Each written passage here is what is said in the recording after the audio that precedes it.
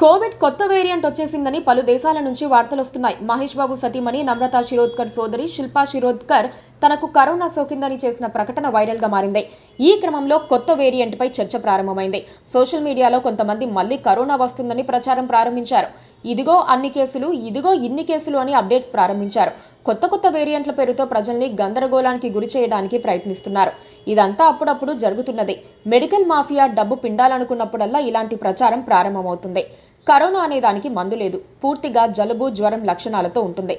వాటికి ఉపయోగించే మందులతోనే తగ్గిపోతుంది. కానీ కరోనా వస్తే ఏదో జరిగిపోతుందన్న భయం పుట్టించి ప్రపంచాన్ని అతలాకుతలం చేశారు. అసలు కరోనా వల్ల చనిపోయిన వారి కన్నా కరోనా అనే భయంతో చనిపోయిన వారే ఎక్కువ. ఇతర తీవ్రమైన సమస్యలు ఉన్నప్పుడు కరోనా ప్రభావం చూపింది. తర్వాత అది బలహీనమయ్యింది. అది ఇప్పుడు జలుబుతో సమానంగా మారింది. కానీ కొత్త వేరియంట్ల పేరుతో ఎప్పటికప్పుడు హడావిడి చేసేందుకు ప్రయత్నిస్తున్నారు. కరోనా అనే ప్రచారం మొదట చైనా నుంచి వస్తుంది. అక్కడి ప్రజలు మాస్కులు వేసుకుంటున్నారని, వందల మంది ఆసుపత్రుల్లో చనిపోతున్నారని ప్రచారం చేస్తారు. కానీ అక్కడ అంతేమీ ఉండదు. ఇప్పుడు సింగపూర్, యూరోప్, అమెరికాల్లో కేసులు పెరుగుతున్నాయని సోషల్ మీడియాలో ప్రచారం చేస్తున్నారు. ఆయా దేశాల్లో కరోనా వచ్చినప్పటి నుండి కరోనా టెస్టులు చేస్తున్నారు. పాజిటివ్ వచ్చిన వారికి మామూలు ట్రీట్మెంట్ ఇస్తున్నారు. కానీ భయపెట్టేలా ప్రచారాలు చేసి వారి ప్రజల్ని గందరగోళానికి గురి చేయటం లేదు. కరోనా పేరుతో ఒక్కసారి ప్రజల్ని భయపెడితే లక్షల కోట్ల వ్యాపారం మెడికల్ రంగంలో జరుగుతుంది. ఫేస్ మాస్కుల నుంచి వ్యాక్సిన్ల వరకు ఈ మాఫియా విస్తరించుంటుంది. ప్రజల్ని దోపిడీ చేయటమే లక్ష్యంగా సాగే ప్రచారాలతో ప్రజలు కూడా అప్రమత్తంగా ఉండాలన్న సూచనలు వస్తున్నాయి.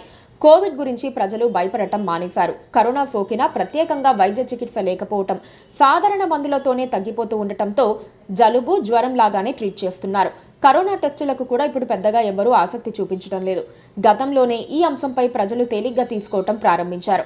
ఇదంతా మెడికల్ మాఫియా ప్రచారం అని నమ్మే ప్రజలు కూడా పెరిగిపోయారు. అందుకే ఎంతగా వ్యాప్తి జరుగుతోందని ప్రచారం చేసినా భయపడే పరిస్థితులు లేవని అనుకోవచ్చు. కానీ సోషల్ మీడియా కాలంలో మెడికల్ మాఫియాలు దేనికైనా తెగించే అవకాశాలున్నాయి.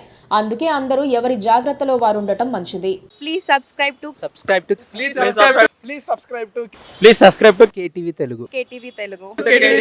KTV Telugu. KTV Telugu channel.